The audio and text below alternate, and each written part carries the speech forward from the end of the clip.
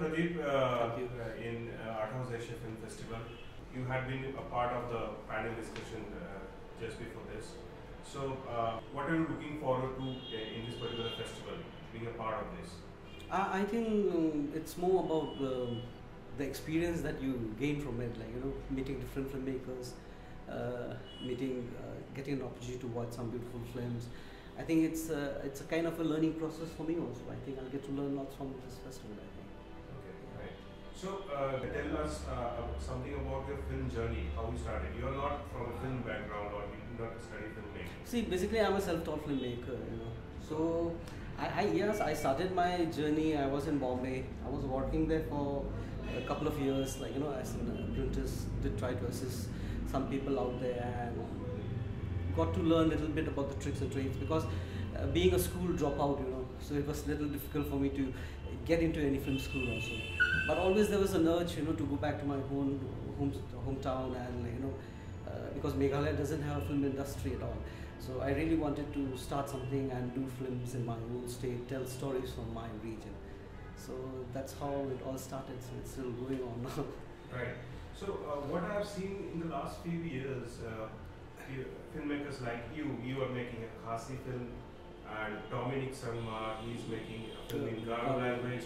Then there is Sangi Dorji, who is making a film in Sargut Pen, and there is Saurabh Rai, who is making a film in Nepali.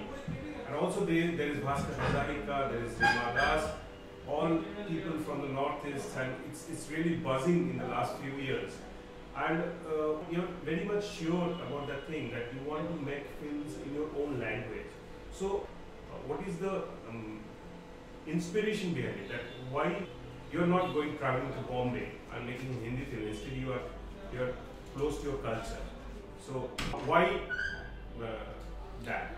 See, if you talk about Northeast in particular now, I think it's going through a good period for lots of films from the Northeast and all.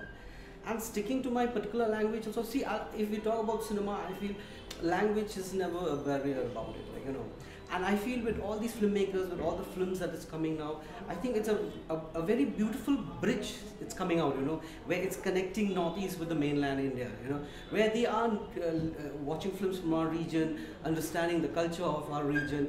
I feel that is very important. I feel like telling stories from your region, it's become very important right now, because what happened now, any films that is being screened outside the region, it's always a northeastern film. We are never called as an Indian film. But I was in Busan recently. No one knows what is Northeast. It becomes an Indian film, at the end of the day. So I think it's high time for now for the people, should because it cannot just be Bollywood every now and then, that represent the country. I think it's high time for us also now, to stick to what we are doing and just approach with honesty. I think things will just fall into places and also. Right. So tell us about something about how the idea of market came about, and how you, what was your experience making the film? It all started like 3 years back, when I was doing my second film, that was Nata. So during the period of making that film, I do happen to visit the market often, So earlier I go to the market as someone who buys stuff, but after Nata, when I started going to market, I started seeing the market in a very different perspective altogether, There are stories, there are ample of stories in the market, stories about the people whom we don't even talk about it. So then from there, what happened, I started meeting these people, trying to listen to them. I said, how about coming out of film based on this market? But coming out with the story from that, a single story was a little difficult for me. So that's why if you have seen the film, you must have seen there were multiple stories in it, where multiple characters, where they all merge together. And I feel till now also 10 more films can come out with the backdrop of the market. There's so many stories in it. Right. So as an independent filmmaker, do you think the rise of the OTT platforms, is it helpful, or is it helping the cause of filmmaking? See, as we were talking in the session also, now even the OTT platform, what they are looking from a film, they're looking for a name, they're looking for big stars, it's becoming a little difficult for us now to crack into it. But yes, it's a kind of a blessing for the independent filmmakers, but only if we go through a right channel where we can get an opportunity to crack it with them. But it all depends on the whole scenario about how things is happening right now. So what we can look forward from you in 2020? What new projects are on?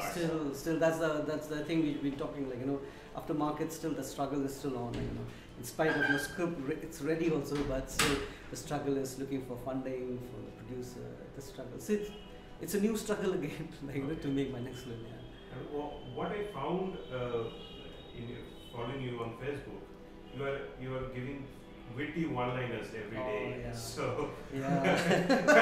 where does that come from? It's just come. It's become like a kind of a practice for me. And it's an experience where when I started listening to people conversing and the conversation would happen with the people and all. I was yesterday when I came also, I was sitting in the airport. The people were talking about politicians. They were talking about that, and suddenly something came out of my mind. I said, why don't we talk about the differences between the flying pigs and the politicians?